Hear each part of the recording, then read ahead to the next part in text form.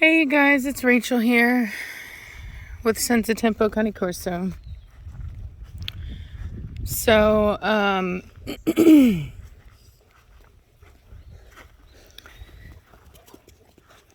have been on a hiatus, and it's been pretty interesting, to say the least.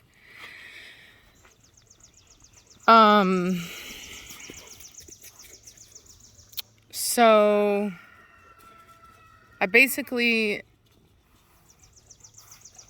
went and I talked to an attorney, and he told me that, he did think that I had a case, but that it would be really expensive, and that he didn't really think that even if I won, that it would necessarily even make the county have different regulations as far as like what they would require me to do, and and the restrictions they would have on like how many dogs that I could have, things like that. And then one of my neighbors who has lived here for a while, who I guess was just trying to help, went and knocked on their door and kind of asked them if they could kind of help mediate things and maybe help everybody kind of get along. And they basically were, the answer was absolutely not, that they would never allow me to get a permit, and then they slammed the door in their face. And I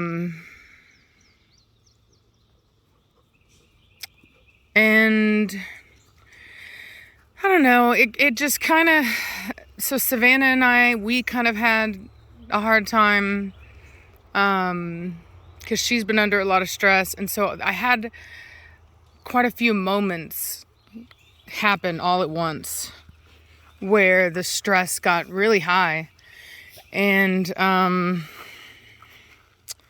it just became clear to me and everybody else involved, Reese and her family, that ultimately this isn't the house for me. And even if I was to win, would I really want to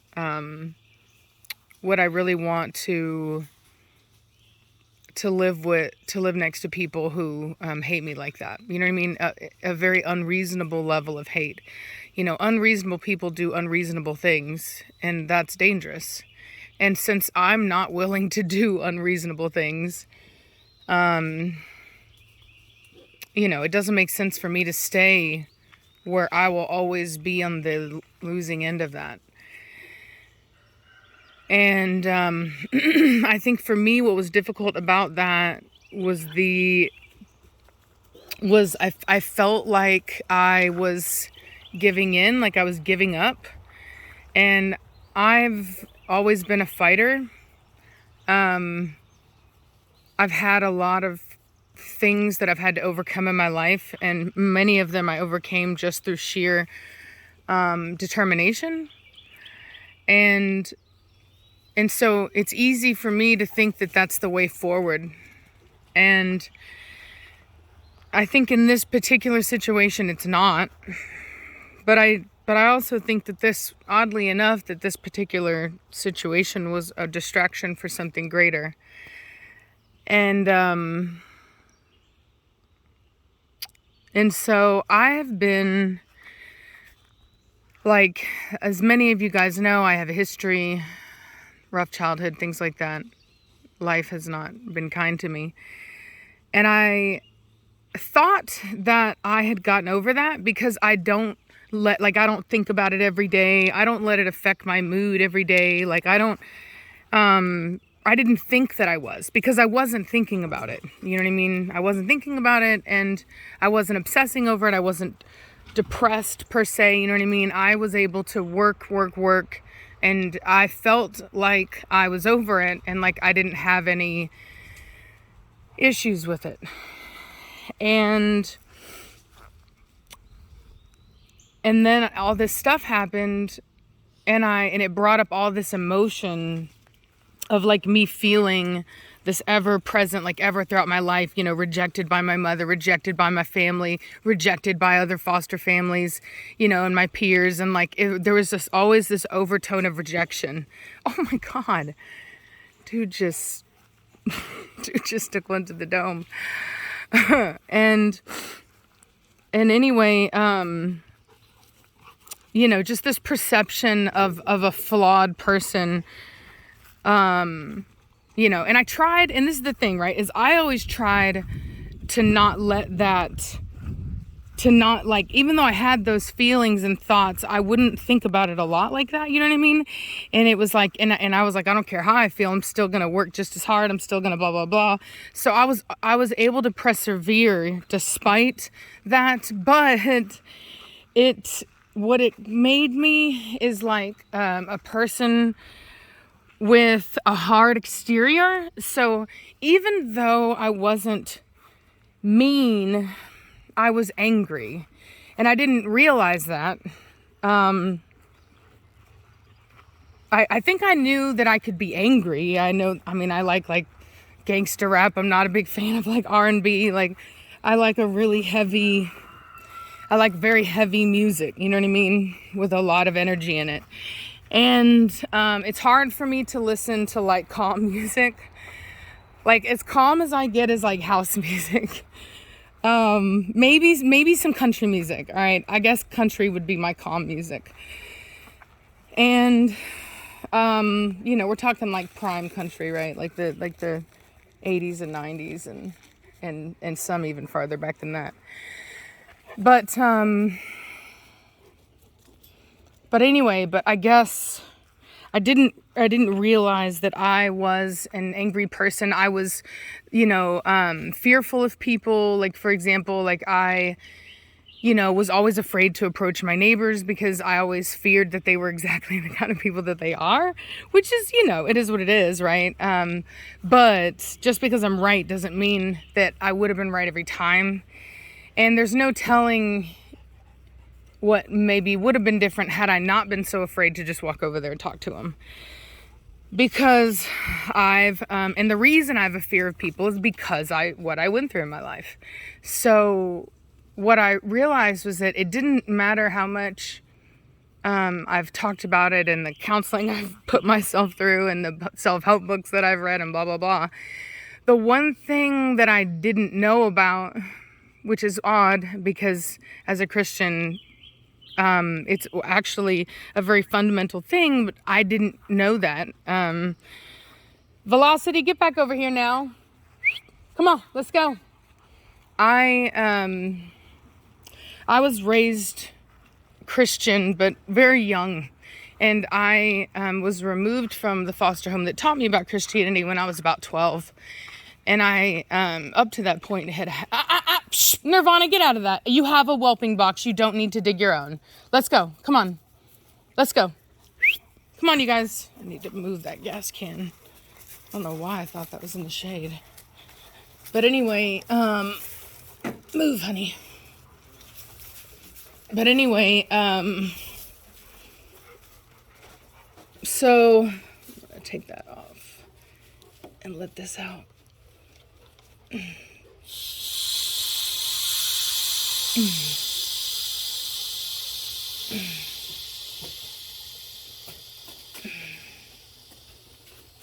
There we go.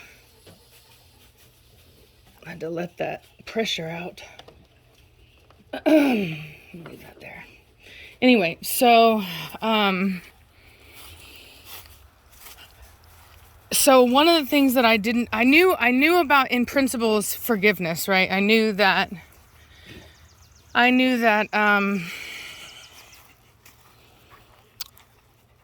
we are supposed to forgive people who ask for forgiveness. I knew that. But I didn't understand the concept of just forgiveness in general, like that you're just supposed to forgive people who do things wrong to you. And to be honest with you, I was like, so Reese said that she was walking to her car and I'd had a really bad day, and she was kind of helping me out. And I was just feeling very persecuted, if that's, you know what I mean? Like, by my life and by, like, my whole life, you know what I'm saying? Like, it's not hard for me to point to my life and show where it went wrong time and time and time again since I was a baby. And so it's easy for me in moments of despair to sink into this whole, like, you know, it's a kind of like a curse of my life and I'm doomed and blah, blah, blah, right? And so anyway, so she said she was walking out to her car, and then she called me and she said that, and this is the thing, is I was not talking about my mom or anything of that, whatever, you know what I mean? And she calls me and she's like, hey, so I just heard this. And she goes, I believe that you need to call your mom and apologize. And I'm like, apologize for what? You know what I mean? Like, not only that, but hell no. I was very mad, even at the thought. And she said, not for her, for you. And I was like, what, for me? I wouldn't get anything out of that. And she's like, you need to forgive her. You need to forgive yourself so that you can move on. And I was like, you know what I mean? No, why would I do that? And then when the day that Savannah and I were having it out, which was, you know, a very typical fight, I would say, she goes, her mother sends me a text, right? Because I guess Reese had talked to her about just, you know, how bad things had been. And she said, her mom basically texted me and mentioned that I needed to, like, get out of my past and, like, forgive people and blah, blah, blah. And I was like, what? And at first I was offended because I was like, what are you talking? This has nothing to do with any of that. Like, I haven't mentioned any of these people, like, anything. Like I told you, I don't talk about my past. So I really didn't understand why all of a sudden I'm being told to, like, forgive all these people that I haven't even spoken about in years. And then I realized that just by my sheer anger and how indignant I was about it, that I was not going to do it, I realized that there was probably some truth in it, but then I was just and then Reese and I were talking and she's like all about forgiveness. And I'm like, I believed that you had to ask for it. I didn't know anything other than that. I believed that forgiveness was something that was granted when you asked for it, when you owned up to your behavior and you had kind of like it was kind of like this moment of like, I realize what I've done wrong and I want to be better. And so here's my confession and please forgive me. And now I'm going to move forward as a better person, right? That's what I believed it was. But now I know that that's not true, that's not what it is, that it's much more complex than that, or even simple than that, actually. It's much more simple than that even. And so all day yesterday, I was dealing with this. Well, really not just yesterday. I've been dealing with this for the last 3 days, I think. But yesterday was probably Nirvana, no ma'am. It was probably a pretty big part of it, and then today as well, because yesterday I basically had to research, first of all, what is forgiveness, and then how do you forgive somebody that you hate with every cell in your being, you know what I mean? And what does that mean and whatnot, and then after I kind of got the concept of it and understood the purpose and why it's important, then I started to kind of get flooded by all of these memories of my childhood and people just that had done things to me that I had just kind of forgotten about. And so I've been almost stuck in this like I don't know if it's catatonic, but it's just very like stagnant in a way. Like it's been just a flood of like these old memories and stuff. And so I've been just trying to go through and just let it go. Just forgive.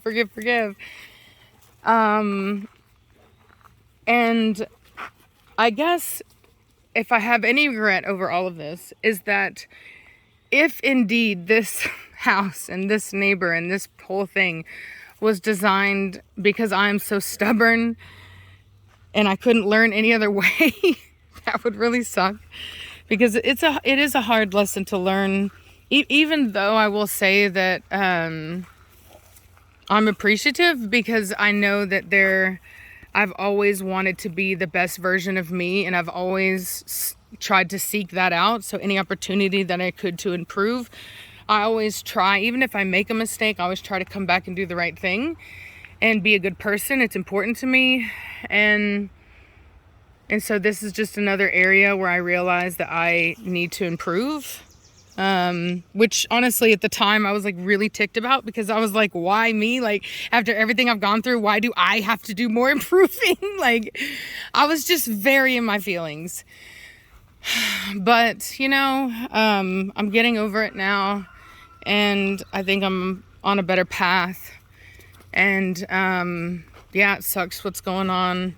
And yeah, it's not my fault and whatever, but the reality is that none of that matters, because, you know, it just doesn't. And I'm going to find a way to move past it. And I'm going to start by not speaking about it anymore, other than to speak about the fact that I'm moving. I'm not going to speak ill of my neighbors anymore. And I'm just going to try to forgive and move on. So anyway, I know this is a very different kind of video, and I'm sorry.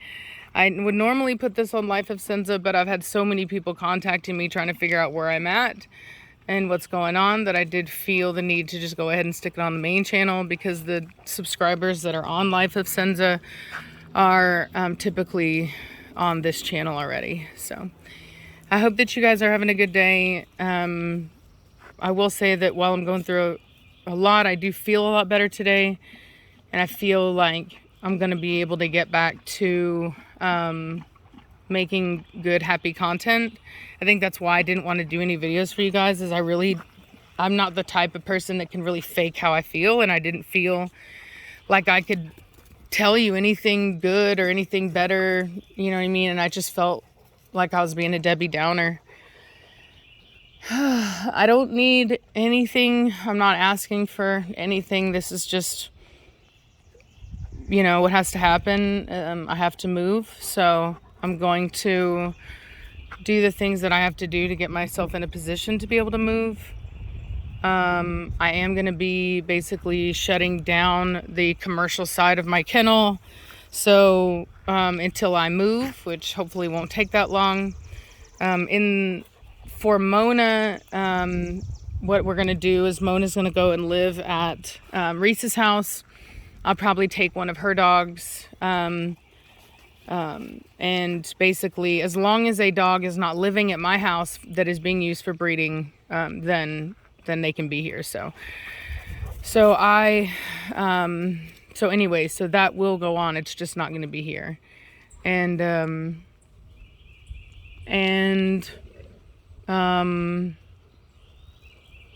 I guess that's it. So I have faith that it's going to work out. I see what's going on now. I understand why this happened. And I'm just going to move on from it. So, like I said, if it's too deep for some of you guys, I get it. But this is kind of where I'm at. And I've always kind of shared a lot. And I will say that I believe, the reason I do is because I believe in the power of shared experience. You know, myself, I've learned a lot just through other people being honest about their own experiences. In fact, that's how I learned about forgiveness yesterday. Was a woman, I think her name is Joyce Myers, and she was talking about what she went through and what she did and where she's at. And I see a lot of myself in her. We both seem to have almost a more like tough exterior in a way. And so anyway, I guess that's why I felt the need to share. So I hope you guys are having a good day, and I'll talk at you later. Bye.